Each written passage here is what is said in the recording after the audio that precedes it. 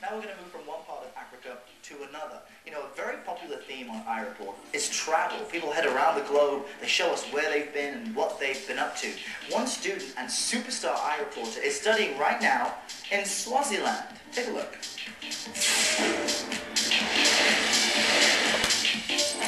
Hello there, I'm Trevor, and I bet you can't guess where I am now.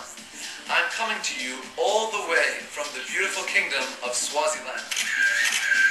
Star iReporter Trevor Doherty travelled halfway around the world from his upstate New York home in the hopes of experiencing a culture vastly different from his own.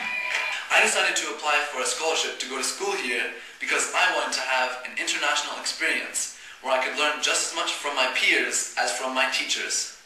So, now I'm going to the Waterford Kamhlaba United World College of Southern Africa.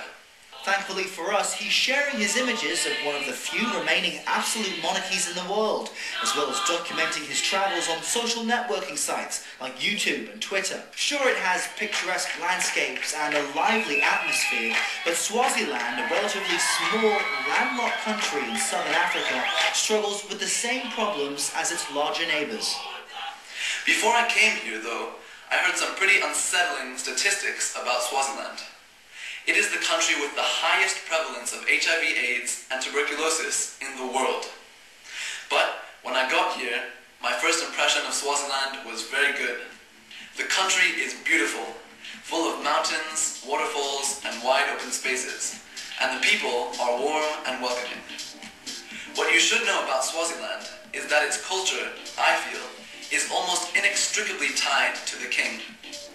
While all political parties are banned, and the king wields absolute power, it seems like there is a deep loyalty among Swazi citizens and even my good Swazi friends to their king.